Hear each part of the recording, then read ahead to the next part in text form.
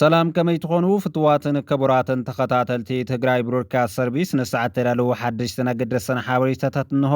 ላይክ ሸር ሰብስክራይብን ኮመንትን ጌርኩም ክትከታተሉና ብምዕዳም ፈለማ እንቋዕ ንበዓለ ስቕለት በሰላም መብፅሐኩም ብምባል ኣርእስታቶም ክነላልየኩም ሕብረተሰብ ምስ በዓል ተተሓሒዙ ካብ ዝብተን ናይ ሓሶት ቅርሺ ጥንቃቄ ክገብር ለበዋ ቀሪቡ ሓለፍቲ ግዜያዊ ቤት ምክሪ ትግራይ ምስ ኣምባሳደራት ዝተፈላለዩ ሃገራት ዕውዝ ዘተ ከም ዘካየዱ ይገልጹ ኣለዉ ጀነራል ፍስሐ ኪዳኑ ምዕራብ ትግራይ ዝርከቦ ግዝኣት ትግራይ ዝኾነ ከባብታት እንድሕር ዘይተመሊሱ ቅልውላው ናይ ዞባ ክቕፅል ምግባሩ ክብል ኣጠንቂቑ መንግስቲ ብልጽግና ብወገኑ ንሰራዊት ትግራይ ብክልተ ገጽ ናይ ምፍራስ ወፍሪ ጀሚሩ ኣሎ ብኣቶ ጌታቸው ረዳ ዝምራሕ ክፋል ሕወሓት ነቲ ናይ ዶክተር ደብረጽዮን ገብረ ሚካኤል ምስክር ወረቐት ተጠቒሙ ጉባኤ ክገብር እየ ምባሉ ኣገራሚ ኮይኑ ፕረዚደንት ጀነራል ታደሰ ወረደ ሓድነት ህዝቢ ትግራይን ሰራዊቱን ናብ ንቡር ኣብ ዝምልሱ ዕማማት ከድህብ ተሓቲቱ ኣይተ ኣማንኤል ኣሰፋ ንኣሜሪካ ክጓዓዝ ምዃኑ ይስምዓሎ ዝብሉ ነሰዓት ተዳለዉ ዜናታት እዮም ጀነራል ታደሰ ምግባር ማለት ሓደ ቀጥታ ናይ ስኡልና ንሕና ንስልጣን ከምዚ ኣይና ቆሊፍና ዝሓዝና ዘይምዃንና ብግልፂ ንምርኣዩ ፖለቲካዊ ውዳበታት ትርንዕ ዝበለ ውድብ ሕወሓት እዩ ላይክ ሸር ሰብስክራይብን ኮመንትን ጌርኩም ክትከታተሉና ብምዕዳም ናብ ዝርዝራቶም ክንቅፅል ኢና ክቡራትን ክቡናርን ኣይተ ኣማንኤል ኣሰፋ ዝሃቦ ቃለ ምሕትት ዝምልከት እውን ቀፂሉ ክቐርብ እዩ ክትከታተሉ ዓዲምና ናብ ዝርዝራቱ ሕብረተሰብ ምስ በዓል ተተሓሒዙ ካብ ዝብተን ናይ ሓሶት ቅርሺ ጥንቃቐ ክገብር ለበዋ ቀሪቡ ኣሎ ኣብ እዋን በዓል ብበዝሒ ፎርጅድ ቅርሺ ወይ ንሓሶት ቅርሺ ናይ ምብታን ስጋኣታት ስለ ዘሎ ኣብ ዕዳጋ ዝግበረሉ ወቅቲ ጥንቃቐ ክግበር እዩ ለበዋ ቀሪቡ ዘሎ ዝምልከቶ ናይ ፀጥታ ኣካል እውን ክትትል ክገብርን ከምዚ ዓይነት ኣጋጣሚ ክህሉ እንከሎ ድማ ናብ ዝምልከቶ ኣካል ምጥቋም ኣገዳሲ ምዃኑ ተገሊጹ ኣሎ ብካልእ ሓበሬታ ወዲቑ ዝረኸቦ 160,000 ብር ንፖሊስ ከተማ ሽረ ዝረከበ ወገን ምስጋና ይውሕዘሉ ኣሎ ኣብ ሰሜናዊ ምዕራብ ትግራይ ኣብ ከተማ ሽረ ብ10 ሚያዝያ 2017 ዓመተ ምህረት ማለት ሎማዓንቲ ኣይተ ዳዊት ኣስራት ኣበሸ ዝተባሃለ ሰራሕተኛ ሓደ ዘይመንግስታዊ ትካል ዝኾነ ነበራይ ከተማ ሽረ ኣብ ቀበሌ 3 ብምኽንያት ስራሕ ወጋሕታ 11 ፈረቓን ኣብቲ ከተማ እንትንቀሳቐስ ብር 160,000 ወዲቑ ዝረኸበ ኮይኑ ብቐጥታ ናብ ፖሊስ ከተማ ሽረ ብሰናይ ድሌትዩ ኣረኪቡ ዘሎ ምዃኑ ፖሊስ ትዞባ ኣፍሊጡ ኣሎ እዚ በዓል ሰናይ ተግባር ዝኾነ ወገን ነቶም ጅባን መቐነትን ወገናቶም እናፈተሹ ጥራሕ ዘይኮነስ ህይወት ሕሊፎም ዘይናቶም ንብረት ንምዝማት ዝንቀሳቐሱ ኣካላት ዓብዪ ትምህርቲ ሰብኣውነት ምዃኑን መርኣያ እሩም ስነ ምግባር ምዃኑን ዝተገልጸ ኮይኑ ነዚ ከምዚ ቅዱስ ተግባር ዝገበረ ሰብ ድማ ናእዳ እናዋሓዘሉ እዩ ሓለፍቲ ግዜያዊ ቤት ምክሪ ትግራይ ምስ ኣምባሳደራት ዝተፈላለዩ ሃገራት ዕውዝ ዘተ ከም ዘካየዱ ይገልጹ ኣለዉ ኣብ ቀረባ እዋን ምስ ዲፕሎማሰኛታት 12 ሃገራት ጽቡቕ ዘተ ከም ዘካየዱ ክገልጹ ጽንሑ እቶም ሓለፍቲ ትማሊ ዕለት 9 ሚያዝያ 2017 ዓ.ም እውን ንግዜያዊ ቤት ምክሪ ትግራይ ብምውካል ካብ ኤምባሲታት ጀርመን ካናዳን ስዊድንን ዝተለኣኹ ወከልቲ ረኺብና መቐፀልታ ናይቲ ዝሓለፈ ሰሙን ርክብ ኣጀንዳ ጌርና ኣለና ተዛቲና እውን ክሳብ ሕዚ ዘሎ ምዕባለታት ብወገንና ዘሎ ስክፍታ ብዝርዝር ዘቲና ኣለና ክብል ላዕለዋይ ሓላፍ ናይቲ ቤት ምክሪን ኣቦ ወንበር ናጽነት ትግራይን ዶክተር ደጀን መዝገበ ሓቢሩ ኣሎ ኣብ ዝሓለፈ 29 መጋቢት 2017 ዓ.ም ምስ ወከልቲ ሃገራት እንግሊዝ ካናዳ ጀርመን ፈረንሳይ ኣውስትራልያ ጣልያን ስዊድን ኖርዌይ ፊንላንድ ዴንማርክን ኔዘርላንድን ተራኺቡ ከም ዘተየ ገሊጹ ነይሩ እዩ ኣብ ዘትኡ ዋናዊ ፖለቲካዊ ኩነታት ትግራይን ምትዕርራይ ግዜያዊ ምሕዳር ትግራይን መሰረት ዝገበሩ ነጥብታት ከም ዝለዓሉ እውን ገሊጹ ነይሩ እዩ እቲ ልኡኽ ብተወሳኺ ኣብ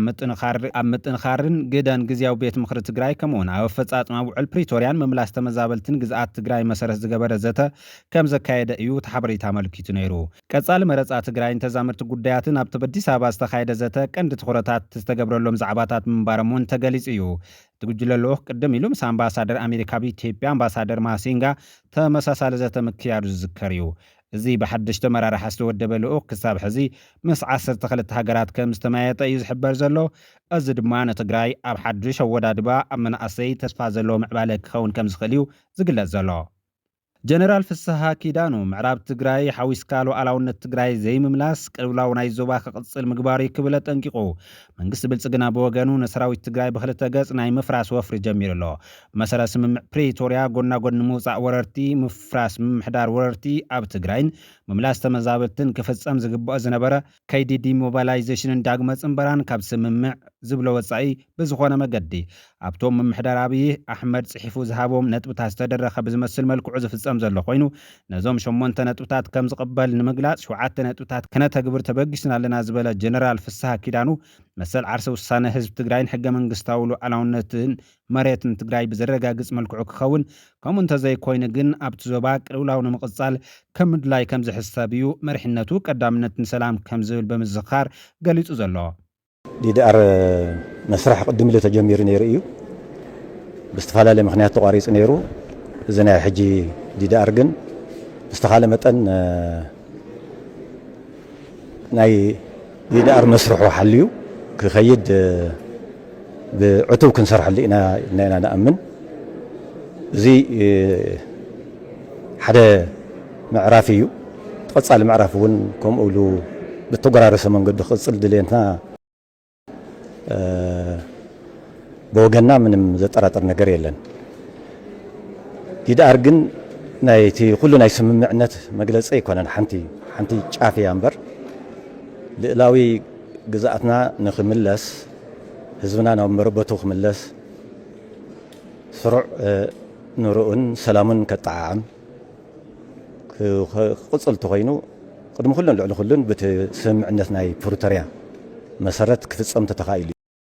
ብፍላይ ከዓነ ኣብ ናይ ህዝቢ ትግራይ ዓርሰ ውሳነ መሰሉ ምርግጋጽ ትልዑል ቦታ ዘለዎ ሕገ መንግስቲ ተግባራዊ ምግባር እዩ ኣብ ትግራይ ይኹን ኣብ ኢትዮጵያ ጠቕላላ እቲ ሕገ መንግስቲ ተግባራዊ ዘይኸውን ተኾይኑ ካብ ናይ ኩሉ ሻዕ ቀውስን ዕግርግርን ዘይተደለዩ ናይ ህይወትን ናይ ኢኮኖምን ጥፍኣት ከስዑ እንተዘይኮይኑ ብጀካ ሰላም እና በቲ ስምምዕነት ምፍጻምን ካሊእ እማረጺ የዋጽእ ኢልና ይንሓስብን ዝጸንሐን ዘሎን ዝቕጽልን እምነትና እዩ ሕጂ እውን እንተኾነ እዚ ዲዲአር ተጠናኺሩ ክቕጽል ተኾይኑ ብቶም ንግዝያዊ ምምሕዳር ተዋሃቡ 7 ነጥብታት ሙሉእ ንሙሉእ ተተግቢሮም ህዝብና እውን ዝዓግበሉ ሰላም ዝረኽበሉ ፍትሒ ሰላም ንቐጻሊ ዘረጋገጸሉ ክኸውን ኩልና ኣበርቲዕና ክንሰርሕ ከም ዝኾንና ብዘጋጣሚ ዜና ገለጽኩ ብዋናነት ግን ፌደራል መንግስት ኣብዚ ዘለዎ ቁርፀኝነት ተየማናተ ክፍጽም ክኽእል ኣሎ ብኣና መርአይ እዩ ንገብሮ ዘለና ቅድሚ ሕጂ እውን ተኣማሚና ሰላም ቀጻሊ እዩ ኢልና ሕጂ እውን ሰላም ክቕጽል እዩ ኢልና ንገብሮም ነገራት ኣለዉ ምስ ሙሉእ ዓቕምታትናን ምስ ሙሉእ ናይ ህዝቢ ትግራይን ድሌታት ኮይና ኢና ሰላም ንጽበየ ዘለና ኣዋን ምምሕዳር ጌታቸው ረዳ ብስም ዲዲአር ሰራዊት ክፈርስ ይግበራሎ ልዕሊ 25,000 ብረት ኣረክቡ ኢሉ ብልጽግና ሓቲቱና ሰራዊት ኢትዮጵያ ናብ ድባት ክዋፈር ኣይንፈቅድን ዝብሉ ኣጀንዳታት ኣንጻር ኣቶ ጌታቸው ረዳን ጀነራል ጻድቃን ገብረትንሳኤን ከም ዝካየዱ ዝነበሩ ዝዝከር ኮይኑ ሕዚ ግን እቲ ተቋሪጹ ዝነበረ ከይዲ ዲሞባላይዜሽንን ዳግመ ጽንበራን ግን ተጀሚሩ ኣሎ ቀዳማይ ሰሙን ኣመልኪቶም ካብ ሕብረት ኣፍሪካ ወከልቲ ሕብረት ኣውሮፓን ኮሚሽን ተሃድሶ ኢትዮጵያን ኣብ ውድብ ሕብራት ሃገራትን ኣብ መለስ ካምፓስ ኣብ መቐለ ተራኺቦምን ዑደት ከም ዘካየዱ ዝፍለጥ እዩ ንምንታይ ተቋሪጹ እቶም ሰራዊት ንምፍራስ እዮም ዝተባሃሉ ብወገን ኢትዮጵያ ዝቐረቡ ነጥብታት ብኸመይ ተፈቲሖም ዝብል ሕቶታት ግን ከይተመለሰ እዩ እዚ ዲዲአር ተጀሚሩ ዘሎ ግዜያዊ ምምሕዳር ትግራይ ንሰላም ካብ ዘለዎ ድሌት ግዛኣታዊ መሬት ትግራይ ከይመለሰ ከይዲ ዲዲአር ከም ጀመረ እዩ ንገልጽ ዘለና ዝበለ ጀነራል ፍስሐ ኪዳኑ ድማ መንግስቲ ፌደራል ግዛኣታዊ መሬት ትግራይ ኣብ ምምላስ ብቕንዕና ክሰርሕ ኣለዎ ክብል እዩ ገሊጹ ዘሎ ነዚ ሓለፉ 2 ዓመታት ብቕንዕና ኣይሰርሕን ብዝብል ብሕወሓት ዝኽሰስ መንግስቲ ብልጽግና በተግባር እውን ብቕንዕና ክሰርሕ ዘይጸንሐ እቲ ናይ ኣዲስ ኣበባ መንግስቲ ሕዚ በየናይ መገዲ ብቕንዕና ክሰርሕ ትጽቢት ከም ዝግበር ግን መብርሂ ጀነራል ፍስሐ ኪዳኑ ኣይነጽርን ምምሕዳር ብልጽግና ክሳብ ሕዚ ዝኸዶ ዘሎ መገዲ ግን ንድኽመት ፖለቲካዊ መሪሕነት ትግራይን ንዕኡ ክንዕጅብ ኢና ንዝብሎ ኣዘዝ ሰራዊትን ተበሊጹ ስምምዕ ፕሪቶርያ ተቐዲዱ ክድርበ ወይ ንዕኡ ብዝጠቅም መገዲ ጥራሕ ክፍጸም እዩ ዝሰርሕ ዘሎ መርኣያ ናይዚ ድማ ብሓደ ወገን ኣብ ስምምዕ ፕሪቶርያ ዝተቐመጡ ከም ተሓታትነትን ፍትሕን ጆኖሳይድን ምኽባር ሕገ መንግስታዊ ግዛኣት ትግራይ ዝመሰሉ ወሰንቲ ነጥብታት ቀኒሱ ብምውፃእ ንሱ ይፈጸሙለይ ዝበሎም ነጥብታት ዝሓዘ ስምምዕ ኣዲስ ኣበባ ከፈጽም ንዝደለዮ ግዜያዊ ምምሕዳር ትግራይ ብምቋም ዛጊድ ዲዲአር ሰራዊት ትግራይ በክልተ አንፈታት ከፈጽም ከም ጀመረ እዩ ዝግለጽ ዘሎ እቲ በሓያላት ሃገራት ቀዳምነት ተዋሂብዎ ክፈርስ ዝፅዓር ዘሎ ሰራዊት ትግራይ ብሓደ ወገን ብስሩዕ ብመገዲ ዲዲአር ይሰናበት ከም ዘሎ ወግዓዊ ዝኸውን ዘሎ ኮይኑ ሕማቕ ፖለቲካዊ መራሕቲ ክዕጅቡ ዝደለዩ ኣዘዝ ሰራዊት ደፊኦም ንዝብል ኣባል ሰራዊት ድማ ኣብቲ ሓራ መሬት ኢሉ ዝፅውዖ ከባቢ ዲዲአር ክፍፅም ምዃኑ ኣብቲ ቦታ ኣለና ብዝብሉ ኣካላት ይገለጽ ከም ዘሎ ዝፍለጥ እዩ ፍሉይ ሓይሊ ኮይና ክንቅፅል ኢና ምክንያቱም ብውዕል ፕሪቶሪያ መሰረት ሰራዊት ትግራይ ብውዕል ተኸይድና ክፈርስ እዩ ይኹን እምበር ትግራይ ውሕስና ስለ ዘድልያ ሓይሊ ስለ ዘድልያ ብመሰረት ንሕና ፍሉይ ሓይሊ ኮይና ሕጋዊ ፍሉይ ሓይሊ ኮይና ንቅፅል ዘለና ሕጋውያን ኢና ሕጋውያን ማለት ድማ ብስሩዕ ኦርኔል ዘለና ደሞዝ ዘለና ትግራይ ንኣተልና እውን ብስሩዕ ተጋድላይ ናብ ሰራዊት ፍሉይ ሓይሊ ኮይኑ ቅፅል ዘይደሊ ዲዲአር ሓጥራሕ ዲዲአር ብሕጋዊ ክንመልእ ንኽእል ዲዲአር መልእና ነሰናብት ዓቕሚ ዘሎ ክሰርሕ ዝኽእል መንእሰይ ናብ ቀበሌ ወረዳ ጣብያታት ይኹን ዞባታት ይኹን ናብ ኩሉ ኣትዩ መሪሕነት ክጭብጥ ክቅፅል ኢና ዕላማና ዘሎ ስለዚ ሕጋውያን ፍሉይ ሓይሊ ኮይና ንቅፅል ዘለና ሕጋዊ ኦርኔል ሕጋዊ ዩኒፎርም ዘለና ዝተኸለለና ኢና ኩሉ ብሂደት ዝተኸል እዩ ግዚያዊ ምሕዳር ትግራይ ንሰላም ካብ ዘለዎ ድሌት ንግዛእታዊ መሬት ትግራይ ከይተመለሰ ይግበራሎ ዝተባሃለ ዲዲአር ኣብ 3 ኣዋርሕ ክሳብ 60,000 ተጋደልቲ ከይዲ ዲሞባላይዜሽን እንዳግመ ፅምበራን ከም ዝካየደሉ እዩ ዝግለጽ ኣብቶም ኣብ በረኻ ወሪድና ኣለና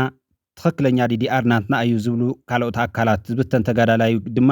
ቁፅሩ ንምፍላጥ ዘጸግም ኮይኑ ብልጽግና ግና ኣብ ክልቲኡ ቦታታት ሰራዊት ትግራይ ናይ ምፍራስ ሸቶ እዩ ዝወቅዕ ዘሎ ዝመስል ብኣቶ ጌታቸው ረዳ ዝምራሕ ክፋል ሕወሓት ነቲ ናይ ዶክተር ደብረጽዮን ገብረ ሚካኤል ምስክር ወረቐት ተጠቂሙ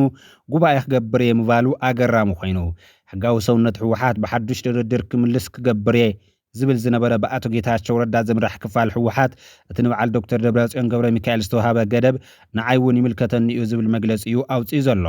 ብጌታቸው ዝምራሕ ሕወሓት ኣብ ናይሎም መግለፂኡ ውድብ ሕወሓት ካብ ፓርቲ መዝገብ ኣብ ጫፍ ምስራዝ ከም ዝርከብ ነዚ ስዒቡን ዝፍጠር ድማ ሓላፍነት ኣነ ዘይኮንኩስ እቲ ኣብ ቤት ጽሕፈት ሕወሓት ዘሎ እዩ ዝወስዶ ክብል ገሊጹ ዘሎ ኣብተን ተሪፈን ዘለዎ ሒደት መዓልታት ብኣዋጅ 1332/2016 ኣቢሉ ብፍሉይ ምዝገባን ክምዝገብ ዝተዋሃበ ቅድሚ ኣፍልጦ መሰረት ስሩዕ ጉባኤ ክግበር ኣለዎ ዝብል ጻውዒት እውን ኣቕሪቡ ኣሎ እዚ ናይ ኣቶ ጌታቸው ረዳ ሕወሓት ካብ ዝወጻኢ ንዝመጽእ ሓላፍነት ኣይወስድን ክብል እዩ ገሊጹ ዘሎ በቲ ሓዱሽ ኣዋጅ መሰረት ቦርድ መረጻ ኢትዮጵያ ብቁጽሪ 25/2016 አንቀጽ 19/1 መሰረት ንምስራዝ 5 ግንቦት 2017 ዓ.ም ማለት እውን ድሕሪ 25 መዓልታት እዩ ክስረዝ ቀሪቡ ዘሎ ቅድሚ ድማ 21 መዓልታት ብምቅዳም ሪፖርት ክግበር ኣለዎ ዝብል እዩ እቲ ወፂኡ ዘሎ ገደብ በዚ መሰረት ድማ ክሳብ ዕለተ 3 ሚያዝያ 14 2017 ዓ.ም ንጉባኤ ክሳለጥ ዝብል ሰነድ ክፍለጥ ኣለዎ ማለት እዩ ክሳብ ሕዚ ግና ዝተገብረ ነገር ዝኾነ ምንቅስቃስ እውን ኣይተረኣየን ዘሎ ካብዚ ብምብጋስ ኣብ ውሽጢ ሓደ ወርሒ ዝተፈለየ ፖለቲካዊ ምዕባለታት ዝረኣየሉ ናይ ምዃን ተኽእሎውን ከም ዘየለ እዩ ተዓዘብቲ ዝገልጹ እዚ ነቲ በዓል ዶክተር ደብረጽዮን ገብረ ሚካኤል ዝፈረምዎ ሰነድ ዝረኸብዎ ምስክር ወረቐት ዝምልከት እዩ ካብዚ ወጻኢ ካልእ ሓዱሽ ነገር ከም ትፅቢት ዝግበረሉ ዝነበረ ልክዕ ከምቲ ኦነግን ግንቦት 7 ካብ ኣሸበርቲ ናብ ስሩዕ ነባር ፖለቲካዊ ውድብነቶም ብድርድር ዝተመለስዎ ናይ ሕወሓት ሕጋዊ ሰውነት እውን ክምልስን ከምኡ ተደራዲሩ ሕጋዊ ሰውነቱ ክሕዝ ክገብር ዝግብኦ ዝነበረ ጉጅለ ኣይተ ጌታቸው ረዳ ግና ናይ ዶክተር ደብረጽዮን ገብረ ሚካኤል ጉጅለ ዝፈረምሉ ብቦርድ መረጻ ኢትዮጵያ ዝተዋሃበ ናይ ጳጉሜን 3/2016 ዓ.ም ምስክር ወረቐት ከም ቅቡል ገይሩ ጉባኤ ክገብር እየ ክብል እዩ ገሊጹ ዘሎ እዚ ድማ ብጣዕሚ ዘገርም መግለፂ ኮይኑ ይርከብ ፕሬዝደንት ጀነራል ታደሰ ወረደ ሓድነት ህዝቢ ትግራይን ሰራዊቱን ናብ ንቡር ኣብ ዝመልሱ ዕማማት ከድህብ ተሓቲቱ ጀነራል ታደሰ ህጹጽ መደባት ዝፍጽመሉ ትልመውፂኡ ክሰርሕ ለበዋ ቀሪቡሉ ኣሎ ሓድነት ሰራዊትና ናብ ንቡር ንምምላስ ቀዳምነት ይሰራሕ ዝበሉ ወገናት እቲ ብኣዘዝቲ ዝተመሓላለፈ ውሳነ ዳግመ ምይጥ ከም ዝግበር ንህዝቢ ክግለጸሉ ይግባእ ኢሎም ኣለዉ ብረታዊ ቃልሲ ከም መፍትሒ ወሲዶም ናብ በረኻ ዝወፁ ዘለዎ መናእሰይ ብዕሽሽታ ክረአዩ ኣይግባእን ናብ ሰላማዊ ቃልሲ ክምለሱ ምእንቲ ምስቶም በረኻ ወፂኦም ዘሎ መሪሕነቶም ቅልጡፍ ምይጥ ጅመረሉ ግዜ እንተዝትለም መንጎ ፖለቲካዊ መሪሕነት ዘጋጠመ ፀገም ዓቕሚ ትግራይ ስለ ዝኸፋፍል ኩሉ ነገር ኣብ ዘለዎ ደው ክብል ብምግባር ብሰንኪ ቅዋም ኣብ ትግራይ ንምንባር ናይ ፀጥታ ፀገም ኣለና ኢሎም ናብ ካልእ ከባቢ ኢትዮጵያ ዝኸዱ ጀነራላት ዝርከቦም ፖለቲካውን ወተሃደራውን መራሕቲ ተመሊሶም ሰላማዊ ቃልሲ ዝገብሩሉ ውሕስ ሰላማዊ ኩነታት ክፍጠር እውን ተሓቲቱሎም ሓድሽ ካቢኔ ግዚያዊ ምሕዳር بقلطف بمطياش تتجمر غزياو بيت مخرب زي بوليتيكاو صعنتو ናይ حساب مقالس ميدا غيركا كقصل انت زغبر محتم من طال كونه سرحتنيا منغست مبرار بهصص دو كبلن حزب فصوم اب زي قبولون كبابتاتون بتزدليو كمرحلو زخيل مغدي خيد كم زغبا بزبيلو دما حزباونت غزياو محدار تግራይ مرغغاصن حزباو قبولنتو كسسن كم زغبا انت غليزلو بسنگ غزيو زحلون سلوط حبريتاتاتن زي مركاب كساب حز تسرحون قصالي غزياو محدار تግራይ كعمم زحاسو مدبات ናብ ህዝቢ ስለ ዘይበጽሑ ስሑት ሓበሬታታት ክዕንድሩ ስለ ዝፈጠረ ነዝን ምውጋ ሰሙናዊ ጋዜጣዊ መግለጺ ዝህብ ወሃበ ቃል መንግስቲ ስሩሑን ተዝጅምር ዝብል ለበዋውን ቀሪብሎ ካብ ወተሃደራዊ መራርሓ ኣብ ሚድያ እናወፁ ዝህብዎ መግለጽታት ደው ክብል ተዝግበር ምክንያቱ ፖለቲካዊ ፈላላይ የጓህሮ ስለ ዘሎ ዝብሉ ዝለበዋ ዘቀረቡ ወገናት ኣብ ህዝብና ዘሎ ድሌት ለውጥ ብዝኾነ ሓይሊ ጠጠው ክብል ከም ዘይኽእል ኣሚንና እትኹንነት ተቀቢልና ለውጥ ብፍኖተ ካርታ ዝተሓገዘ ክልወጥ እንደልየት ተሓሳስባ ዝነጸረ በየናይ ተጀሚሩ በየናይ ደው ከም ዝብል ብግልጽ ትምተገይሩሉ ኩሉ ዓቕምታት ትግራይ ዘሳተፈ ኮይኑ ተዝምራሕ ክብሉ ለበዋቅሪዎም ኣለዉ ፍላይ ዶክተር ሃብቶም የማነ ኣብ ዘቕረበ ጻውዒት ልዕሊ ኩሉ ምስ ዘለና ይሕመቕ ኮይና ዝተመዛበለ ህዝብና ንምምላስ ምንም ዓይነት ምክንያት ከይቀረብና ኣብ ውሽጥና ዝሕንክሉ ዘለው እናኣረምና ህዝብና ኣብ ሓጺር ግዜ ፀሓይ ትብርቀሉ መረበትና ትምለሰሉ መረበቱ ኣቲ ድማ ብሰላም ዝነብረሉ ኩነታት ክንወግን ይግባእ ክብል ጻውዒት ኣቕሪብሎም ኣመወዳእታ ኣይታ ኣማኒኤል ሰፋን ኣሜሪካ ክጓዓዝ ምዃኑ ይስማዕ ኣሎ ካብ ሰሜን ኣሜሪካ ዝተረኸበ ሓበሬታ ከም ዘመልከቶ እቲ ንቅዋማት ዶክተር ደብረጽዮን ገብረ ሚካኤል ብተኸታታሊ እናደገፈ ዝመፀ ማሕበር ተጋሩ ሰሜን ኣሜሪካ ፕሬዚደንት ጀነራል ታደሰ ወረደ ምክትሉ ካብ ሕወሓት ንኣይታ ኣማኒኤል ሰፋን ክገብር ከምውን ሒዝዎ ናብ ቀጻሊ ፌስቲቫል ተጋሩ ኣብ ኣሜሪካ ክኸይድ ሓያል ጻዕጢ ይገብር ከም ዘሎ እዩ ተሰሚዑ ዘሎ ኣታ ኣማኒኤል ሰፋ ምክትል ፕሬዚደንት ክኸውን ከም ሕፁ ይቀሪቡ ከም ዘሎ ዝተፈላለዩ ምንጭታት ክገልጹ ቀኒዮም እዮም ሊላይ ቲቪ ዝተባሃለ ናይ ዩቲዩብ ቻነል ብዝሃቦ ሓበሬታ መሰረት ኣቶ ኣማኒኤል ሰፋ ምክትል ኣቦ ወንበር ሕወሓት ኣብ ሓድሽ ዝቀውም ካቢኔ ትግራይ ምክትል ፕሬዚደንት ትግራይ ክኸውን ክስየምን ካብ ቤት ጽሕፈት ሕወሓት እማመ ከም ዝቀረበሉ እዩ ተሓቢሩ ዘሎ ስልጣን ግዜያዊ ምሕዳር ፕሬዚደንትነት ትግራይ ካብ ኣቶ ጌታቸው ረዳ ዝተረከበ ጀነራል ታደሰ 21 ዘኣባላቱ ግዜያዊ ካቢኔ ትግራይ ንምቋም ኣብ ዘካይዶ ዘሎ ከይዲ ስራሕ ቤት ጽሕፈት ሕወሓት 8 ኮታ ከም ዝተዋህበ እዩ ዝሕበር ብመሰረት እቲ ዜና ኣቶ ተወልደ ገብረ ጻድቃን ኣብ ሃብትማይ ኪሮስ ጉዕሽ ድማ ኣብ ቢሮ ትምህርቲ ወይዘሮ ኪሮስ ሓጎስ ኣብ ጉዳይ ደቂ ኣንስትዮ ዶክተር ፍስሓ ሃብተጽዮን ኣብ መሬትን ኣከባብን ከምኡን ወይዘሮ ኤልሳ ኣብ ውዳበ ቴክኒክን ሞያን ክጸድቀሎም ሓቲቶም ከም ዘለው እዩ ተገሊጹ ዘሎ ሌላይ ቲቪ ብዛዕባ እቶም ዝተረፉ 12 ኣባላት ካቢኔ ንምጽራይ ዝገበሮ ፈተነ ከም ዘይተዓወተ እዩ ሓበሬታ ወሲኹ ዘሎ ድሕሪ እዚ ሓበሬታ ኣቶ ኣማኒኤል ንጀነራል ታደሰ ወረደ ኣብ ወይን ከም መጓግሶ ተራእየሎ ኣማኒኤል ኣብ ወይን ወፍርታት እምቢታ ዕውት ነይሩ ክብል ዝተዛረበ ኮይኑ ጉዳይ ምክትል ፕሬዚደንትነት ዝምልከት ግን ብጀነራል ታደሰ ወረደ ኾነ ብመንግስቲ ብልጽግና ክሳብ ሕዚ ቅቡልነት ረኺቡ ዶ ኣይረኸበን ብዝምልከት ወግዓዊ ኣይኮነን ዘሎ ጀነራል ታደሰ ነቲ ምክትሉ ዝበሃል ዘሎ ናብ ፌስቲቫል ተጋሮ ሰሜን ኣሜሪካ ሒዝዎ ክኸይድ ዶ ይኸውን ግዜ ዝምልሶ እዩ እንተኾነ ኣቶ ኣማኒኤል ሰፋ لمعنتي حدوش كلام حتى يبلو بزعب زملكات كتكتاتلو نعدمكم تفرم سند قال كيدان مسوع البريتوريا زلو متأسرن توعلي بمول ان تاب متغبار كما يتغلصو مالت جنرال تادس ورده نايغيزاو ممحدار بريزيدنت كوينو كمدب ወይ ክሽየም حوحات يونا منغستي إثيوبيا عريوه تايزي حوحات أوشتو بزقات أمو صقم تخونتات بتاعنتو يزغلص كلكا اب تግራይ ፖለቲካዊ ሕማቁን ነይሩ በግዚኡና ገለጽና የመጽናይና ብሔራዊ ወሕደት ሆነ ጋጢሙዩ ስለዚህ እዚ ጉዳይ እዚ ቃልስና ገበረሉ እንትመጽእ እንተሎ በተሓደ ወገን ዝነበሩ ሰባት ከዓ ትጉጅለ ሕወሓት ወይ ናይ ሕወሓት መሪሕነት ናይ ስልጣን ጻምእ ዘለዎ ወንበር ኣብ ትግራይ ከምቲ ዝበሃል ዘሎ ናይ ብሔራዊ ወሕደት ይኹን ፖለቲካዊ ሕማቅ ስለ ዘሎ ይኮነን ዝብል ናሬቲቭ ፈጢሩ ብጣዕሚ ብዙሕ ሰብ የደናግር ነይሩ ስለዚ ሕወሓት እቲ ዘጋጠመ ጸገም ማለት ናይ ስልጣን ጉዳይ ዘይኮነስ ናይ ብሔራዊ ወሕደት ጉዳይ ናይ ብሔራዊ ረብሓታት ጉዳይ እዩ ኢሉ እናተቃለሰ ጸኒሑ እሞዳእታውን እቲ ጉዳይ ናይ ስልጣን ሽምያ ከምዝታዩ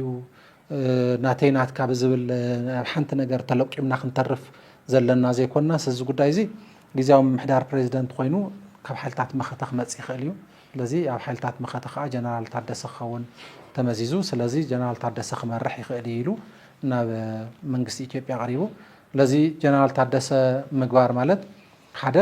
ቀጥታ ናይ ስኡልና ንሕና ንስልጣን ከምዚ አይልና ቆሊፍና ዝሓዝና ዘይምዃንና ብግልጽ ንምርኣዩ ካልኣይ ከዓ ብኩሉ ኣካል ተቐባልነት ንምርካብ ሰፊሕ ዕድል ዘለዎ እዩ ኣብ ማእኸልና ንትርኽ ስለ ዝተፈጠረ ጎንፅታ ስለ ዝተፈጠረ ከምዚ ሰዓርን ተሰዓርን ጌርካ ንምሕላፍ ዘይኮነስ ህዝቢ ትግራይ እውን ንሓይልታት መኸተ ዝመርሕ መራሒኡ እዩ ሰራዊት ትግራይ እውን መራሒ እዩ ናይ ሰራዊት ትግራይ እውን ምስ መንግስቲ ኢትዮጵያ እውን ምክትል ፕሬዝዳንት ኮይኑ ናይቲ ግዝያዊ ምምሕዳር በቀረባ ዝሰርሕ ዘሎ እዩ ኣብቲ ግዝያዊ ምምሕዳር ዘለዉ ሰባት እውን ምስኦም ምክትል ናይቲ ግዝያዊ ምምሕዳር ፕሬዝዳንት ምክትል ኮይኑ ዝሰርሕ ዘሎ ስለ ዝኾነ በቀረባ ምስኦም ዝሰርሕ ዘሎ እዩ ስለዚ ንኩሉ ዘማእኸል ሰብ ስለ ዝኾነ ነቲ ኩነታት ንምእላይ ዝኽእል እዩ ብሄራዊ ረብሓታት ህዝቢ ትግራይ እውን ንምርግጋጽ መስዋዕትነት ዝኸፈለ ዕድመ ልክዑ ስለዚ ነዚ እውን ሕዚ እውን ንዕኡ መስዋዕትነት ክኸፍል ዝኽእል ሰብ እዩ ለዚ ሓደራ ክስከም ይኽእል ኢሉ ሕወሓት መዚዝዎ ማለት እዩ ለዝና መንግስቲ ኢትዮጵያ ቀሪብዎ መንግስቲ ኢትዮጵያ እዋኑ የተቀበሎን ሕዳር 26 ነይሩና ቆፀራ እሱ ኣይተፈፀመን ንዝሓለፈ ታሕሳስ ጥሪ የካቲት ሕዚ መጋቢት ሓሊፍና ሚያዝያ ኣቲና ኣለና ንዝሓለፉ 4 ወርሕታት ክጓተት ድሕሪ ምጽናሕ ሕዚ መንግስቲ ኢትዮጵያ ተቐቢልዎ ኣሎ ንሕና ከም ጽቡቕ ኢና ተቐቢልናዮም ምክንያቱ ናይ ባዕልና ፕሮፖዛል እዩ ጽቡቕ እዩ ኣካል መፍትሒ ናይ ኣብዚ ኩነታት ዘጋጥመና ፀገሙን ከም ሓደ ኣካል መፍትሒ ኮይኑ ክሰርሕ ዝኽእል እዩ ኢልና ኢና ተስፋ ንገብር ስለዚ ምዚ ተኣሳሲሩ ዝጠቐስካዮ ዝኾነ ዝተፈረመ ወረቐት ቃል ኪዳን ገለታ ዝበልካዮ ቃል ኪዳን ድዩ ካሊእ እዩ ብዘየገድስ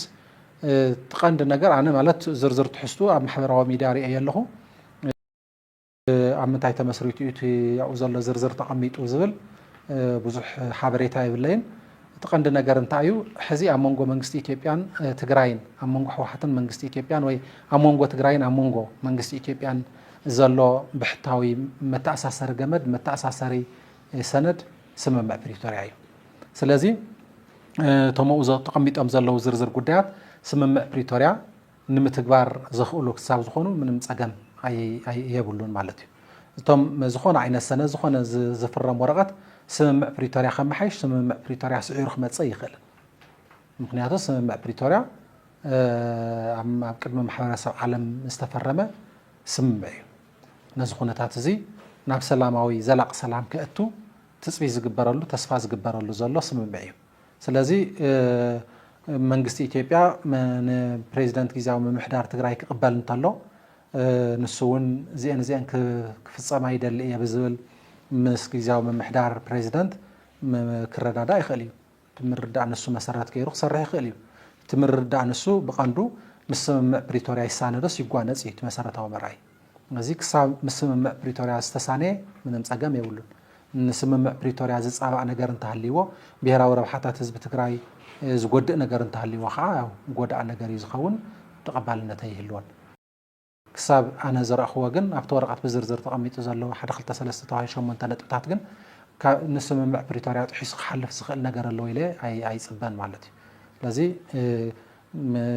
ናይ ተመዛበልቲ ምላስ ይኹን ናይ ዲዲኣርስ ይኹን ናይ ገለስ ይኹን ኣብኡ ተቐሚጦም ዘለዉ ከመይ ከም ዝፍፀሙ እንታይ ማለት ከም ዝኾኑ ኣብ ስምምዕ ፕሪቶርያ ብግልፂ ተቐሚጦም ኣለዉ ተፈናቐልቲ ከመይ እዮም ዝምለሱ ድሕንነቶም ተሓልዩ ዲዲኣር ከመይ ዝፍፀም ህዝቢ ትግራይ ህልውናን ድሕንነትን ተረጋጊፁ ከምኡ እናበለ እዩ ዝኸይድ ስምምዕ ፕሪቶርያ ስለዚ በዚ መንገዲ እዚ እስካዕ ዝኸደ ምንም ፀገም ክህልዎ ይኽእልን እቲ ቀንዲ ነገር ግን ግዝያዊ ምምሕዳር ንምትዕራይን ናብቲ ንቡር ኩነታት ንምምላስን ዘኽእለና ዓድል ይፍጠር ኣሎ ኢልና ኢና ከም ውድብ ገምጊምና ርኢናዮ ዘለና እዚ ከዓ ኣብ መንጎ ሕወሓትን ኣብ መንጎ መንግስቲ ኢትዮጵያን ተቀራሪብካ ናብ ዘላቕ ሰላም ንምእታው ዘኽእለና ዕድል ያው ድኽመታት ዘጋጢምዎ ዝነበረ ናብ መምሕያሽ ክኣቱ እዩ ዝብል ተስፋ ኢና ጌርና ዘለና ጽቡቕ ንዝሓለፉ 2 ዓመታት ዝመርሕ ዝነበረ ፕሬዚደንት ግዝያዊ ምምሕዳር ትግራይ ብኻሊእ ፕሬዚደንት ተተኪኡ ናብ ስራሕ ተኣትዩ ኣሎ እሞ ሓድሽ ኣወዳድባ ካቢነ ከም ዝህሉ እውን ያው ኣብ ምዝራብ ኣሎ ምዝ ተኣሳሲሩ እቲ ካቢነ ተመዓራሪ ክቕፅል ከመይ እዩ ትርእይዎ ከማኹም ኢሉ እውን እንታይ ነቲ እቲ ምምዕራይን ዕላምኡን ተትገልጸልና هو مالت جزاء محدار حدا جزاء تطايشو استفلالو أكلات تطايشو موس ناب سرح أتيو زنبرنديو قلنا أجمعات قاطي ممويم كمعرار نيرو فلست جزاء محدار جزاء محداري ኣብኡ ዘለው ተቐሚጦም ዝነበሩ ሰባት ምእታውን መውፃእን ትስራሕ ዝኸውን ዘሎ በዚ ፕሬዚደንት ነይሩ ፕሬዚደንት ይትካእ ኣብ ዝተፈላለዩ ሓላፍነታት ከዓ ሰባት ነይሮም ናይ ዝተፈላለዩ ኣካላት ዝወከሉ ንኣብነት ናይ ሕወሓት ነይሮም ነዞም መዋእትዮም ዝነበሩ ኣብኡ ዝፀንሑ ስራሕ ዝቕፅሉ እውን ኣለው ዝትኩእ ሰባት እውን ኣለው ስለዚ ሕወሓት እውን ወሲኑ ዝዓረፈ እዩ ዝሓደረ እዩ ለዚ ንዓቶም ምትካእ እዩ ካልኦት ከም ዝበለው ዝትኩኡ ዝመዓራረዩ እንተሃልዮም እውን መዓራሪኻ ናብ ስራሕ ምእታዊ ማለት እዩ ስለዚ እቲ ጊዜያዊ ምምሕዳር ሲ ጊዜያዊ ምምሕዳር ሓደ ግዜ ብስምምዕ ፕሪቶሪያ መሰረት ዝተጣየሸ ጊዜያዊ ምምሕዳር እዩ ንዑ ዝነክእ ነገር ኣይኮነን ዝግበር ዘሎ ኣብ ውሽጢ ጊዜያዊ ምምሕዳር ኮይንካስ ናይ ኣመራርሓ ምትዕራይ ዝግበር ዘሎ ማለት እዩ ለዚ ተመራርሓ ግን ካብ ፕሬዚደንት ጀሚሩ በብደረጅኡ ዘለው ኣብቲ ውሽጢ ካቢኔ ዘለው መራሕቲ ዝቕፅል ይቕፅል ዘይቕፅል ከዓ ክትካእ ጌርካ ምቕፃል እዩ ስለዚ ትቐንዲ ዕላምኡ ከዓ እንታይ እዩ ተንዓንቲ ወይ ዝበልክኻ መሰረታዊ ተልእኾታት ምፍፃም መንግስቲ ኢትዮጵያ ስምምዕ ፕሪቶሪያ እናጣሓሰን ንህዝቢ ትግራይ እናጓነየን ኣብ ልዕሊኡ ተፈፀምቲ ዝኾኑ ኣዋጃት ደንብታትን መምርሕታትን በይኑ ዝውስነሉ ኩነታት ብስፍሓት እናተረኣየ ይመፅእ ኣሎ ዝብል ሓሳብ ኣቕሚጡ ኣሎ መግለፅታት ናይዚኦም ክህልው ዶ ይኽእሉ ብቐፃሊ ኸ ሕወሓትን ፌደራል መንግስትን ዝህልዎም ርክባት ኣብ ምንታይ ዝተደረኹ እዮም ክኾኑ ነዚ ርክብ ዘዕንቅፉ ተግባራት እውን ይህልው ዶ ይኾኑ ተሃልዮም ድማ መፍትሒኦም እንታይ እዩ ማለት ከም ጣዕንቶ ዝበልኩኻ መንግስቲ ኢትዮጵያን ሕወሓትን ስምምዕ ፕሪቶሪያ ፈሪሞም እዮም ክልቲኦም ሕድሕዳዊ ፍልጦ ተዋሂቦም እዮም ኣብ ስምምዕ ፕሪቶሪያ ዝተቐመጡ ጉቡኣቶም ፈፂሞም ዘላቕ ሰላም ከረጋግፁ እዩ ትፅቢት ዝግበረሎም ስለዚ ክልቲኦም ኣብ ውሽጢ ስምምዕ ፕሪቶሪያ ተጠርኒፎም ናብ ሕገ መንግስታዊ ስርዓት እቲ ኩነታት እቲ ዝተፈጠረ ፀገም ናብቲ ሕገ መንግስታዊ ስርዓት ክሳብ ዝምለስ ኣብ ስምምዕ ፕሪቶሪያ ተጠርኒፎም ነቲ ፀገማት ክፈትሑ ብቕኑዕ ልቦና ክፍፅሙ እዩ ትፅቢት ዝግበረሎም እንተኾነ ግን ብወገን መንግስቲ ኢትዮጵያ ብተደጋጋሚ ዝረአናዮ ነገር እንተሃለየ በይናዊ ዝኾኑ ውሳነታት ካብ ስምምዕ ፕሪቶሪያ ወፂኻ በይናዊ ዝኾኑ ውሳነታት ኣለው ንኣብነት ግለፅ ስለ ዝበልካኒ ናይ ልኡላውነት ትግራይ ዝምልከት ናብ ሪፈረንደም ንምውሳድ ትልሚ ወፂኡ ርኢና ኢና ማለት እዩ ኣብ ስምምዕ ፕሪቶሪያ ምስ መንግስቲ ኢትዮጵያ ኣፍልጦ ተዋሂቡ ኣካል ናይቲ ስምምዕ ፕሪቶሪያ ኮይኑ ዝመፀ ውድብ እዩ ስለዚ እዚ ተሰሪዙ ዝተባሃለ ውድብ ብ2013 2015 ናብ ሰላማዊ ማዕቀፍ መፅኦም ክልቲኦም ተፈራሪሞም ወዲኦም እናሃለው ሓዱሽ ሕጊ ብምውፃእ ሕወሓት ነባር ሕጋዊ ሰብነቱ ከይረክብ ምግባር ኣሎ ማለት እዩ ከምዚኦም ዝበሉ በይናዊ ካይዳታት ኣለዉ ጊዜያዊ ምምሕዳር ዝጣየሸሉ መስርሕ ብስምምዕ ፕሪቶሪያ ኮይነ ከበቅዕ 359 ገለታት እናበልካ ትጠቕሰሉ ኩነታት ካልኦት ኣዋጃት ትጠቅስ ናይ ጣልቃ ምእታዊ ኣዋጃት ትጠቅስ ከምዚኦም ዝበሉ በይናዊ ዝኾኑ ብዙሓት ጉዳያት ክትጥቀስ ክትገልፅ ትኽእል ኢኻ ቦርድ መረፃ ኢትዮጵያ በተደጋጋሚ ብዛዕባ ሕወሓት ዘውፅኦም ጉዳያት ኣሎ ብጣዕሚ በይናዊ ዝኾኑ ጉዳያት ማለት እዩ ኣይኮነን ከምኡ ኣይኮነን ክኾን ዘለዎ ኢና ንብል ዘለና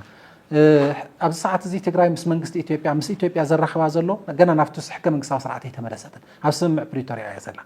ተወከልቲ የብላን ትግራይ ሓንቲ ክልል ኣብ ሓደ ፌደራል ስርዓት ኣባል እያ ክትበሃል እንተኮይና ኣብ ቤት ምክሪ ተወከልቲ ህዝቢ ኣብ ቤት ምክሪ ፌደሬሽን ኣብ ካቢኔ ሚኒስትራት ኣብ ዝተፈላለዩ ኣካላት ናይቲ ፌደራል ስርዓት ስሩዕ ፕሮፖርሽናል ዝምጥና ውክልና ክህልው ኣለዎ ስለዚ ዝምጥና ውክልና ኣብ ዘየልላትሉ ኣብ ሕጊ መውፅኢ ኣብ ዘይተሳተፈሉ ኣብ ሕጊ ተርጓሚ ኣብ ዘይተሳተፈሉ ኣብ ሕጊ ፈፃሚ ኣብ ዘይተሳተፈሉ ትግራይ መንግስቲ ኢትዮጵያ ትግራይ ከም ዘላ ሓሲቡ በይኑ ሕግታት ይውፅእ በይኑ ውሳነታት ይውስን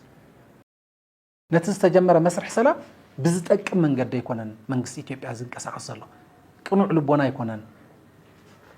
መሰረት ገይሩ ዝሰርሕ ዘሎ ስምምዕ ፕሪቶሪያ ከም መስዓሪ ይጥቀመሉ ኣሎ በይኑ ክወስዶ ይደሊ ኣሎ